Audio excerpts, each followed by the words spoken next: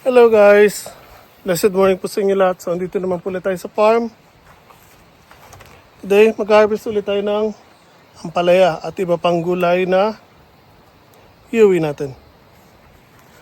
So, actually, nag-harvest ako ngayon ng mga kamote or sweet potatoes. Abangan niyo po yung video nyon.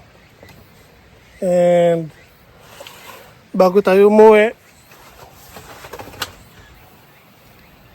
kahanap pa tayo ng mga ibang pwede nating i-harvest. So, ayun po yung ibang ampalaya ko. Hindi po ako nakapag-harvest ng 2 days. So, ayan. Nahinog na po yung iba. Dito sa balag. Kasi busy po tayo. Then kahapon, hinatid naman natin si nanay sa airport. Umuwi na po si nanay ng Pinas.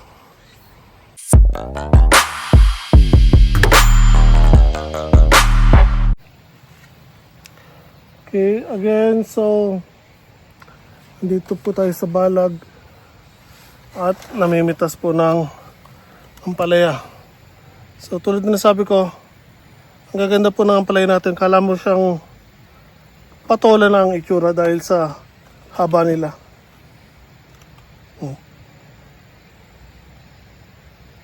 Diba? So nilalamok na ako guys. Again, ayan, patuloy lang po tayo sa pamimitas. So tulad na nasabi ko, 2 araw po tayo actually na hindi nakapag-harvest ng gulay dahil naging busy po tayo.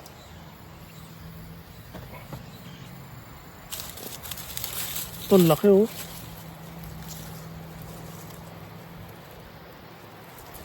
Yeah guys oh. So again, I think it's advisable na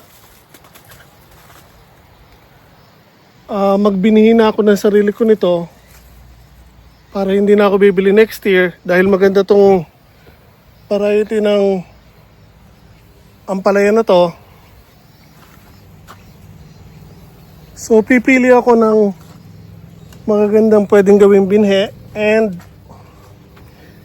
magbinhi tayo ng sarili natin guys para next year hindi na po tayo bibili ng seedlings. Tayo na lang po ang magpapasibol ng sarili nating itatanim. Okay, wait.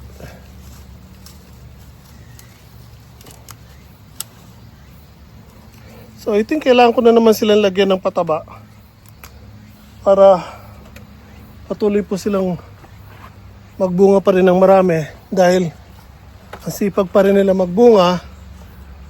So para mapanatili natin na magaganda yung lalabas na bunga o ibubunga ng ating ampalaya, kailangan natin bigyan ng pataba ulit sila. So, probably next week ko na lang gagawin yon kasi wala na akong oras today. Ang dami ko pang kailangan gawin.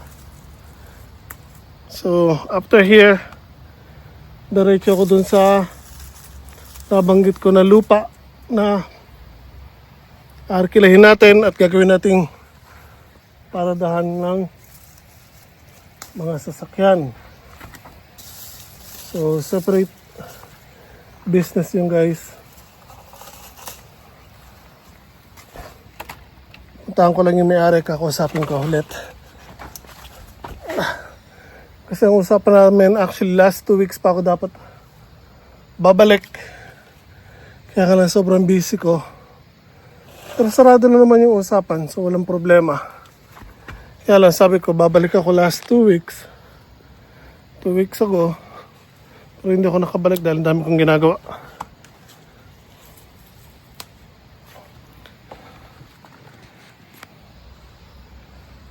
Okay, pa isa. So, namimitas lang ako ng ilang gulay para Ibigay natin doon sa may ari ng lupa. Abutan natin ng konting gulay.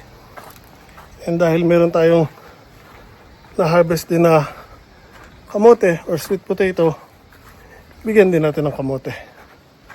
So, harvest lang ako ng sitaw at konting talong na pwede natin pamigay. Tapos uwi na rin tayo. Or pupunta tayo dun sa kabilang lupa. Ganun guys, sa inyo ang palaya. Konti lang. Inharvest ko kamote.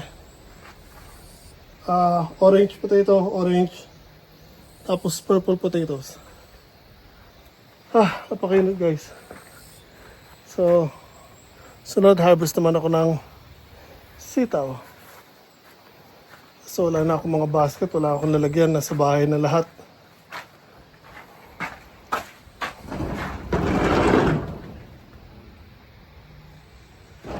Wala akong lalagyan dito.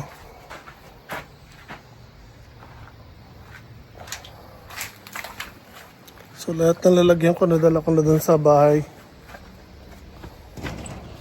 Oh, wait, meron pa tayo sa dito na. Parang tray. Hindi ko lang sure.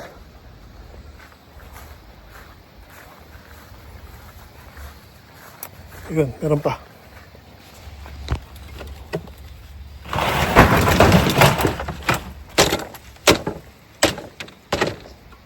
Actually, may dalawang tray pa. So yan guys, kanina nagbunot ako ng kamote. So tingnan natin kung ano mga mapipitas natin dito na gulay para bago tayo umuwi, marami tayong mabitbit na gulay para kahit pa paano may maibenta tayo. Ang init.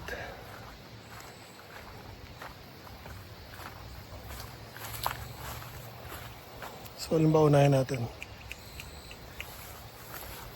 So, dahil wala akong stand guys, mamimitas muna ako. Pakita ko na lang sa inyo pag nakapitas na ako. Again, ayun ang property natin. Mimitas muna ako ng talong. Then, sitaw. Ang dami ng sitaw natin guys. Lapitan lang natin saglit. Yung sitaw natin. Napapansin nyo na ba? Kita nyo na ba? Yan o. Hitik na hitik sa bunga mga sitaw natin guys. Ito yan. Pati sa kabila, same thing. So, tas muna ako ng talong guys. Ito ko sa inyo mamaya. And ayan o. Actually, lalaki na ng talong natin o.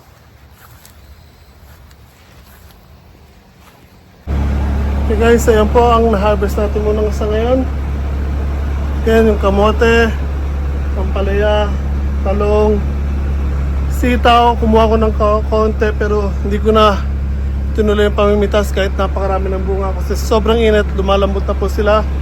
So hindi ko na pinitas. So, uwi na ako guys.